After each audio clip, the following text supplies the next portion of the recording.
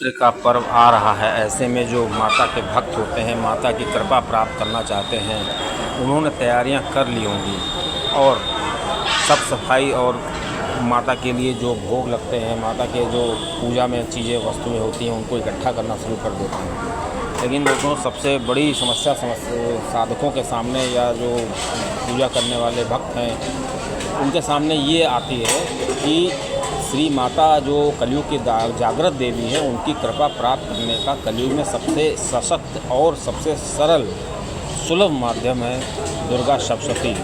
और दुर्गा सप्तशती को एक पुस्तक मानना बहुत ही श्रेयकर नहीं होगा, क्योंकि जब भी दुर्गा सप्तशती की बात की जाए तो भक्त के सामने ये होना चाहिए कि वो माता का साक्षात रूप है, क्योंकि इस पुस्तक में दुनिया की प्रचंड ऊर्जा समाई हुई है। दुनिया की जितनी भी शक्तियां हैं इस पुस्तक के मंत्रों से सिद्ध की जा सकती हैं। इसलिए जो भक्त होते हैं, उनके सामने एक समस्या आती है कि सप्तशती का पाठ करें, लेकिन सप्तशती जो पाठ है उसका मूल रूप संस्कृत है। अब भक्त जो संस्कृत नहीं जानते हैं, वो क्या 10 दिनों में संस्कृत सीख लेंगे? ऐसा तो नहीं है। उनको हिंदी में पाठ करना पड़ता है। तो उनके मन में कहीं ना कहीं ये रहता है कि क्या हम हिंदी में जो पाठ कर रहे हैं उससे माता की कृपा प्राप्त हो जाएगी। अगर ये बात नहीं रहती तो रहनी चाहिए, क्योंकि अगर माता की कोई असली भक्ति प्राप्त करना चाहता है, माता के जो भाव होते हैं जो संस्कृत के श्लोकों में कभी दिए गए थे, उस तरह से माता को सुनाना चाहते हैं तो उसको संस्कृत में ही किया जाए तो सबसे श्रेयकर रहेगा। वैसे तो हिंदी में कर सकते हैं, लेकिन बीज मंत्रों को तो पलटा नहीं जा सकता, बीज मंत्र तो संस्कृत में ही रहेंगे। इसलिए जब भी भक्त सप्तशती का पाठ करता है तो उसके सामने एक समस्या आ जाती है कि हम इस पाठ को कैसे करें, और संस्कृत न होने की वजह से अभी कोई 2-4 श्लोक नहीं है, 700-700 श्लोक हैं, और उन श्लोकों से करने में पहले भी बहुत से ऐसे नियम और विधि बताई गई हैं। अगर उन विधियों को नहीं करता है तो माता की कृपा पूरी तरीके से प्राप्त नहीं हो पाती है। दोस्तों, मेजर टिप्स सिग्नम चैनल में आपका स्वागत है। आपको जानकारी अच्छी लगे तो वीडियो को शेयर करिएगा।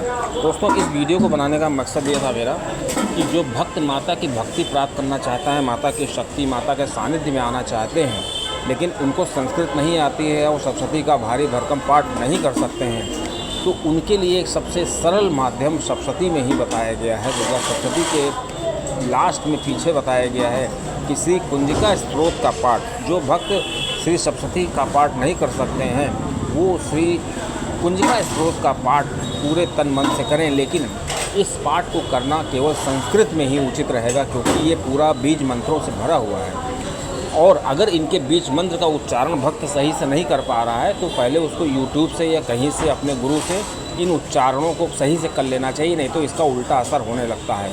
इन मंत्रों में जो सप्तशती के कुंजिका स्तोत्र में मंत्र दिए गए हैं, बीज मंत्र, इनमें बहुत ही प्रचंड ऊर्जा है, और इस प्रचंड ऊर्जा को संभालने के लिए उससे पहले भक्त को श्री शिव जी का जाप करना चाहिए, ज़्यादा से ज़्यादा जाप करना चाहिए, जिससे कि इन मंत्रों से जो ऊर्जा प्राप्त होगी उन मंत्रों को इन मंत्रों से बैलेंस किया जा सके। नहीं तो शरीर में अग्नि प्रधान तत्व हो जाएगा, और शरीर में जब अग्नि प्रधान हो जाता है तो शरीर में विभिन्न प्रकार के जो है दर्द होने लगते हैं। तो इसलिए भक्त को इस चीज़ को समझ लेना चाहिए।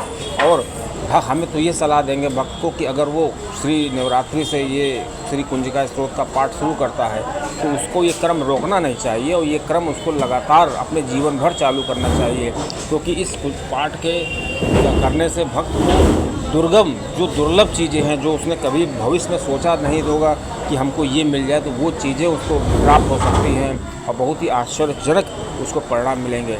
और एक चीज़ बता दें कि इस पाठ को करने से पहले आपको दुर्गा सप्तशती के 7 नाम, शापोद्धार और कवच, कीलक, अर्गला, इनका पाठ तो करना ही है। अगर कोई भक्त इन पाठ को नहीं करता है तो सभी पाठ अधूरे माने जाते हैं।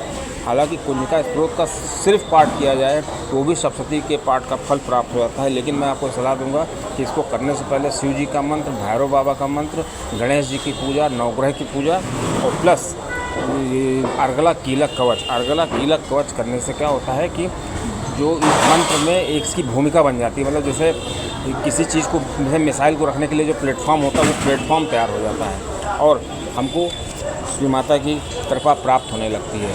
दोस्तों, इस प्रकार नवरात्र के आने से पहले ही इन मंत्रों के जाप को, मंत्रों के उच्चारण को भक्त को सीख लेना चाहिए।